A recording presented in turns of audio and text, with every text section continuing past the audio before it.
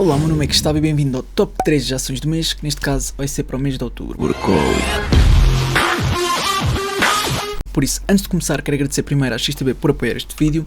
Eles têm 0% de comissões tanto em ações como ETFs reais, têm um valor mínimo de transação de apenas 10€ e condições válidas para volumes mensais até 100.000€. Em transações acima deste limite, é cobrado uma comissão de 0,2% no mínimo de 10€. E para começar, eu pedi que vocês sugerissem algumas ações nos comentários para eu ver, e foi o que eu fiz. Eu vi todas as ações que vocês sugeriram. No entanto, para abordar aqui no vídeo, para não ficar muito extenso, eu apenas posso abordar a que tem mais gostos. E o comentário que teve mais gostos dentro de todas as ações que foram sugeridas foi esta aqui, o PayPal. Por isso é essa mesma que eu vou começar e depois abordar o meu top 3. E também vou explicar o porquê do PayPal não estar no meu top 3. Mas pronto, começando aqui com o PayPal. Então, o PayPal, como podem ver, teve aqui uma grande queda. Desde os máximos teve uma queda de, deixa-me lá ver, aproximadamente 80%. Ou seja, uma queda de 80% para uma empresa é muito, muito grande. Ou seja, recuou bastante no preço. Em termos de análise técnica, podemos ver que não está estável porque rompeu o SMA e continua a cair em falling knife. E acontece que, segundo os indicadores, então ainda pode cair mais. Agora, é certo que está praticamente no nível de suporte. Eu vou só traçar aqui o nível de suporte horizontal para tu teres uma noção, porque eu quando adquiro, ainda por cima estando em falling knife, gosto que haja uma possível reversão, e aqui nenhum dos indicadores mostrou-me que pode haver aqui uma reversão neste momento. Temos Exponential, Moving Average, que este diria que seria um dos principais indicadores a ter em conta, ainda não cruzou nem uma única vez desde esta queda, ou seja, cruzou aqui em cima, nesta altura. Eu vou só traçar para tu teres uma noção onde é que cruzou. Foi aqui que cruzou, a partir daqui foi sempre a cair, ou seja, cruzou aqui para queda e depois continua a cair e ainda não cruzou uma vez para subida. Mas já aqui outros aspectos positivos, principalmente a nível fundamental, que eu quero abordar e explicar porque é que poderia ser uma boa aquisição neste momento. O relato dos ganhos vai ser dia 1 de novembro e, como podemos ver aqui, em termos de avaliação, está classificada como um D pelo Seeking Alpha. E os aspectos mais negativos diria que é em torno do Price to Book Ratio e também Price to Cash Flow. Por isso, esse diria que são os aspectos mais negativos apresentados pelo Seeking Alpha. Depois, relativamente ao possível retorno, segundo o Finbox, utilizando o Multiples do Price to Earnings Ratio, temos aqui uma possível valorização de 46,50%. Eu podia utilizar o Discounted Cash Flow aqui no Finbox, mas acontece que está enviesado neste momento. Normalmente, no site do Finbox, quando existe uma grande instabilidade, é normal que fique enviesado depois dos dados. Por isso, tem muito cuidado quando existe uma instabilidade dentro de uma ação, ou seja, um penny stock, seja o que for. Por isso, estes modelos não resultam de igual modo. Depois, o que é que o Simple Wall Street nos diz? Que existe uma possível valorização de 45,40% e que está um pouco abaixo do Price to Earnings Ratio. Por isso, em termos de Price to Earnings Ratio, eu não diria que seria um dos aspectos mais positivos. Um dos aspectos mais negativos, eu diria que é o aumento do endividamento desde 2018 até os dias de hoje. Não é que tenha um endividamento muito elevado, na minha opinião, mas este aumento é agravante, porque pode continuar a aumentar, entendes? E depois está aqui alguns dados sobre ratings de sites de analistas. Agora podes ver que está aqui também um disclaimer para teres uma noção que o desempenho passado não garante resultados futuros, etc, etc. Pronto, agora aqui também, vendas de opções, podemos ver que foram muitos contratos para venda abertos, ou seja, um total de puts muito superior às calls. Por isso, isto foi ao longo do mês de setembro, não é com dados muito recentes, mas de qualquer modo temos que ter atenção porque de facto a PayPal ainda pode cair mais. Eu vou aguardar mais um pouco, vou esperar para o próximo mês e ver novamente, porque acredito que talvez no próximo mês possa ser uma boa oportunidade, mas depois logo vemos. Agora, qual é o top 1? O top 1 para este mês, de todas as empresas que eu vi e também aquelas que vocês sugeriram, é aqui então a Coca-Cola. A Coca-Cola teve uma pequena queda recentemente de aproximadamente, desde os máximos, 15%, sendo que neste momento está quase a atingir a SMMA. Só para teres uma noção, foram poucas as vezes que a Coca-Cola atingiu a SMMA sem contar com a pior altura do Covid-19.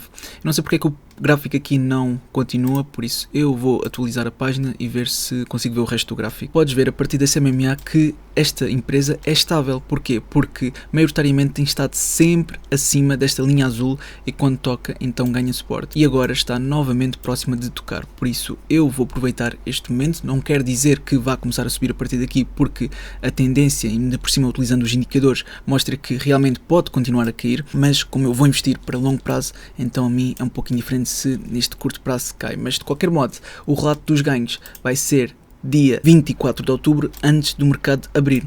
Só para confirmar que é mesmo dia 24 de outubro e aqui está. E para mim é um pouco indiferente se o relato dos ganhos vai ser positivo ou negativo. O que eu procuro fazer é que, como estamos a aproximar, e se houver uma expectativa que o relato dos ganhos pode ser superior ao que é esperado, então pode haver vários investidores a quererem comprar e a ação começar a subir a partir daqui. Não exatamente a partir de agora, porque eu acredito que ainda possa atingir o SMMA, mas a subir brevemente. Por isso, nos próximos dias ainda acredito que caia, mas após isso pode ser que comece a subir. De qualquer modo, eu quero investir para longo prazo e por isso é importante ver a parte fundamental. E assim sendo, usando o Discounted Cash Flow Gordon Growth Asset dos últimos 5 anos, temos uma possível valorização de 16,20%. E aqui utilizando o Multiples, novamente Price to Earnings Ratio, temos uma possível valorização de 17,10%. Utilizando o Coifin, um retorno potencial de 22,23%, e a Coca-Cola sendo uma ação estável é mais fácil de calcular o valor intrínseco. Aqui no Simple Wall Street também dizem que está em torno dos 23,20%, ou seja, é muito próximo dos tais 20% que andamos a ver, pois como um dos aspectos mais negativos talvez diria que é o Debt to Equity Ratio. Porquê? Porque está elevado, é claro, mas mesmo sendo este um aspecto negativo, podemos ver que eles têm estado a diminuir o seu debt to equity, ou seja, já chegou a estar, deixa-me cá ver, 272%, muito próximo dos 300%, e agora diminuíram, sendo que está aproximadamente, aqui diz quase 100%, mas a verdade é que está nos 156,80%. Tu, quando não tens a certeza, vais sempre confirmar no Yahoo Finance. Por isso aqui diz cerca de 100%, aqui diz 156%, por isso vamos ver ao Yahoo, e no Yahoo Finance eles dizem que é de facto Debt to Equity 156%. Por isso, este é o correto, continua elevado, no entanto, eles parece que estão a diminuir, e se assim continuarem a diminuir, então é um aspecto positivo para eles. Pois, em termos de Price to Earnings Ratio, temos aqui de 21,57. E se tu não souberes identificar se isto é bom ou mau, então tu podes utilizar o auxílio do Thinking Alpha para entender se é algo positivo ou não comparativamente à mediana do setor.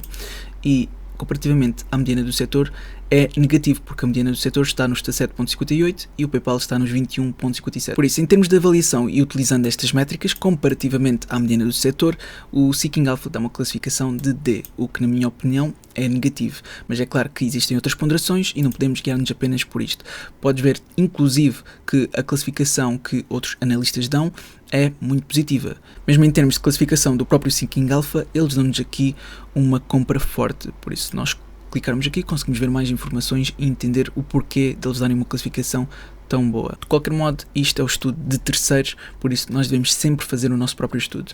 Em termos de contratos abertos, temos aqui mais puts do que calls, ou seja, isto permite entender o porquê da Coca-Cola tem estado a cair e também o porquê de talvez cair mais um pouco. Por isso, no preço atual que está nos 57, já em pré-market está a cair 10 cêntimos e ainda pode cair até os 55,60, que é o que eu realmente espero que aconteça, porque não vejo que haja neste momento uma grande dificuldade a atingir o SMMA. De qualquer modo, quero que tenham bem noção que não é por tocar no SMMA que irá começar a subir. Não, ela pode cair e pode cair muito mais. Por isso nós não conseguimos prever o futuro, conseguimos no máximo ter uma noção do que é que pode ser mais provável. Depois, utilizando outras métricas de crescimento, podemos ver que a Coca-Cola está classificada como C-, utilizando estas métricas. Depois, o que é que temos aqui mais é relativamente ao relato dos ganhos. Só para teres uma noção que uma das minhas principais razões para adquirir a Coca-Cola é porque existe, segundo os dados anteriores, uma maior probabilidade do relato dos ganhos ser positivo, tal como podes ver aqui. Por isso conseguimos ver que esta empresa conseguiu superar várias vezes o que era esperado e assim gostaria que acontecesse novamente. E mesmo que não aconteça, não há problema porque o meu investimento é para longo prazo, por isso desde que o cálculo do valor intrínseco dê margem suficiente para que eu me sinta satisfeito com os possíveis retornos, então é totalmente ok. Agora, fazendo esta aquisição na XTB, ainda falta 1 hora para o mercado abrir. Por isso, entretanto, eu vou desviar aqui a câmera e explicar-te como é que está o meu portfólio neste momento. Pronto, assim já dá para ver, e acontece que as que estão em cima são as que tiveram maior retorno, e se eu clicar aqui onde há para baixo, então podes ver que estas foi as que tive pior retorno. Só que eu também tive noção do risco-retorno e por isso a aquisição que eu fiz, por exemplo aqui da Upwork, foi muito pequena, ou seja, tenho um prejuízo em termos percentuais de 38,18%, que é elevado, mas formos ver em termos absolutos, ou seja, quantos euros é que isto me dá em prejuízo, é de 33,37 euros, o que é muito pouco comparativamente ao valor percentual. Pronto, é isto que eu também tento fazer, ou seja, quando existe um risco maior associado, também investir menos, e quando existe uma possível melhor oportunidade, e segundo o meu estudo faz mais sentido, porque não só em termos de probabilidade e retorno, mas também porque a empresa pode ser mais estável e segura, então dá mais conforto, então o meu investimento também é superior e por isso em termos percentuais reflete um maior valor absoluto. Mas tu nesta lista consegues ver que as minhas aquisições das respectivas empresas têm números diferentes, ou seja, são as minhas posições, porque por exemplo na Meta que eu vou abrir, uma das minhas posições na Meta tem um ganho de 160%, o que é muito. Agora repara que esta posição que eu abrir, que tem um prejuízo de 4,22%, eu não adquiri tanto, repara que apenas adquiri 0,5% e não uma ação inteira, porque segundo segundo o risco-retorno que estaria a investir na altura, então não compensava colocar tanto dinheiro e por isso medi desta forma para que, em termos absolutos, o impacto fosse muito pequeno. E tu podes ver que o impacto é apenas de 6,22€. Mas uma questão frequente que por acaso vocês colocaram foi: Gustavo, quando é que tu vendes as tuas ações? No caso destes portfólios, eu estou a investir para longo prazo, ou seja, não tenho uma altura para vender, porque o valor intrínseco que eu calculo agora pode ser diferente do valor intrínseco que eu calculo daqui a 2 anos, por exemplo. E se eu tivesse, por exemplo, investir para curto, médio prazo, então eu venderia quando a ação atingisse o seu valor intrínseco. Por isso, muitas destas ações, por exemplo, a Nvidia, que segundo os meus estudos já atingiu o seu valor intrínseco, então eu venderia neste momento, porque ela, segundo os meus estudos, ao valor atual, então pode cair a partir daqui. É claro que pode continuar a valorizar no longo prazo, mas no curto e médio prazo pode desvalorizar. Ou seja, esta é a grande resposta. Eu poderia vender agora algumas das ações que já atingiram o seu valor intrínseco se estivesse a investir nas mesmas para curto e médio prazo. Mas, como estou a investir para longo prazo, então o cálculo do valor justo pode ser diferente daqui a 2, 5 anos, etc. E a possível valorização ser muito superior daqui a um tempo. E também eu, como não tenho qualquer pressa de vender estas ações e empresas que acredito que tenham potencial, então eu vou manter. Pronto, e as ações que têm maior prejuízo são estas mesmas que já te mostrei. Assim sendo, enquanto espero que o mercado abra, eu vou mostrar-te o meu top 2, que é aqui a Johnson & Johnson. O último relato dos ganhos da Johnson & Johnson foi superior ao esperado e teve aqui uma boa subida. Entretanto, já caiu um bom bocado. Agora, não se encontra aos melhores valores porque, segundo os indicadores, é possível que possa cair mais, ou seja, o Small Moving Average cruzou para queda e continua a cair, o FOMC também está bastante negativo, é verdade que criou aqui uma convergência entre estas linhas e pode cruzar brevemente, por isso talvez possa subir a partir daqui, é só uma possibilidade, e depois no Exponential Moving Average mostra que pode continuar a cair. Por isso, não é a melhor altura de todas, mas eu acredito que não seja mau de todo. De qualquer forma, também vamos ver outros aspectos que podem ser positivos. Em termos da SMMA, mostra que é uma empresa estável. Novamente, teve aqui uma grande queda na altura do Covid-19, na pior altura do Covid-19, e rompeu este SMA que mostrou instabilidade, mas pronto, foi nessa altura, por isso vamos colocar de fora esta exceção, mas maioritariamente tem sido estável. Aqui não está a mostrar o gráfico todo, por isso o que eu vou fazer é atualizar. Pronto, vendo o gráfico todo, conseguimos ver que é uma ação estável, tem estado maioritariamente acima da SMMA. É claro que há aqui algumas exceções, mas maioritariamente tem estado acima e quando toca então ganha suporte, por isso sim, é considerado uma ação estável e por isso isto é um aspecto positivo. Pois, o relato dos ganhos vai ser dia, deixa-me cá ver, vai ser dia 17 de outubro, antes do mercado abrir, e já está confirmado, por isso, sem dúvidas que é 17 de outubro, antes do mercado abrir, por isso talvez possa subir até lá. Agora, em termos de cálculo do valor justo, segundo o Finbox, temos uma possível valorização de 21,20% utilizando o Discounted Cash Flow, Gordon Growth Exit nos últimos 5 anos. Depois, utilizando o Multiples Price to Earnings Ratio, temos uma possível valorização de 16,60%. O Coifin diz-nos que existe um retorno potencial de 12,20%. Depois, o Simple Wall Street dá-nos uma possível valorização de 32,80%, sendo que neste momento dizem que o Price to Earnings Ratio está demasiado elevado comparativamente ao que seria justo, segundo este site.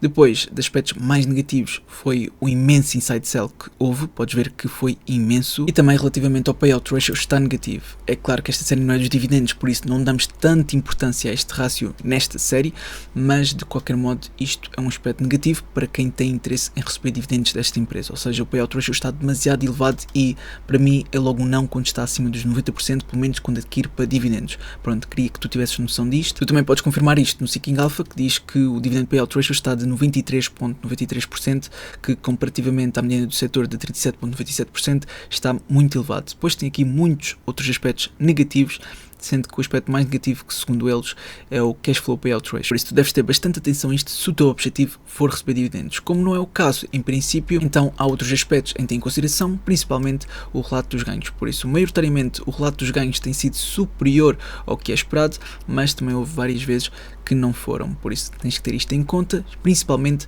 se a estratégia for relativa ao relato dos ganhos. Depois, relativamente ao crescimento, utilizando estas métricas e comparativamente à mediana do setor, então dá uma péssima classificação de F, sendo que um dos rácios que dão pior classificação é relativamente ao crescimento do working capital, que comparativamente à mediana do setor está péssimo. Pronto, eu sei que são vários aspectos negativos, mas eu queria partilhar contigo com a maior transparência possível, tanto aspectos positivos como negativos, sendo que realmente se o relato dos ganhos for superior ao esperado, então pode ser que tenha ganha aqui uma boa subida, mas na minha opinião não compensa comparativamente à Coca-Cola. Eu acredito que a Coca-Cola possa ser uma melhor aquisição e é por isso que eu vou adquirir a Coca-Cola e não a Johnson & Johnson. Pronto, então passamos ao nosso top 3, que é a Disney. A Disney, desde os máximos absolutos, teve uma queda de aproximadamente 60%. Vou só confirmar com a régua para ter a certeza, e sim, é aproximadamente 60%, o que é uma queda muito significativa, mas não é tão acentuada como a queda do PayPal. A queda do PayPal ainda foi superior a esta, e como podes ver, está neste momento no nível de suporte. Eu por acaso coloquei aqui algumas linhas horizontais a mais, mas podes ver que aqui está um mínimo relativo. Por isso, neste momento, a Disney encontra-se aos valores que se encontrava na pior altura do Covid-19. Por isso, talvez isto possa indicar que é uma boa altura, mas acontece que está em falling knife, por isso ainda pode cair mais, ou seja, pode romper este nível de suporte e continuar a cair. O FOMO System mostra que realmente tende para continuar a cair, e também temos outros indicadores que mostram que irá continuar a cair. Por exemplo, a Exponential Moving Average, que neste caso tanto do PayPal como da Disney são super importantes, que cruzou uma vez que foi aqui. Vou desenhar para tu teres uma noção onde é que cruzou. Isto foi quando indicou que iria começar a cair a sério, e depois continuou sem cruzar uma única vez, e ainda não cruzou para subir. Por isso, quando voltar a cruzar para subir, eu diria que seria um dos principais indicadores para ter em consideração, porque em termos da Simple Moving Average já cruzou várias vezes, só que é tudo pequenas subidas, e neste momento está em queda. Pronto, relativamente aos modelos de avaliação, temos o DCF Gordon Growth Hazy nos últimos 5 anos com uma possível valorização de 47%, e se utilizarmos o Multiples Price to Earnings Ratio, diz que existe apenas de 10%. Para que houve aqui uma grande diferença entre o Discounted Cash Flow e o Multiples do Price to Earnings Ratio. Porquê? Porque o Price to Earnings Ratio não está assim tão apelativo quanto nós queríamos, e isto é um aspecto negativo, porque se nós formos ver, por exemplo, aqui no Seeking Alpha, vemos que o Price to Earnings Ratio está neste momento de 21.77, e se compararmos com a mediana do setor, então podemos ver que está péssimo, porque a mediana do setor está nos 14.40. Por isso, em termos de avaliação, dão aqui vários aspectos negativos, mas eu também quero mostrar-te os aspectos positivos. Isto são vários aspectos positivos, outros medianos, mas o rácio que eu quero destacar é relativamente ao crescimento do Earnings Per Share Diluted, que é negativo. Depois, no Simple Wall Street, temos uma possível valorização de 54.50%. Repara que tudo o que é relativamente ao Discount Cash Flow, quando existe este desequilíbrio e queda acentuada, faz com que os dados não sejam muito corretos, porque mesmo aqui no Simple Wall Street ou no Finbox, podes ver que está demasiado elevado. Aqui diz 47% e aqui diz que é de 54.50%.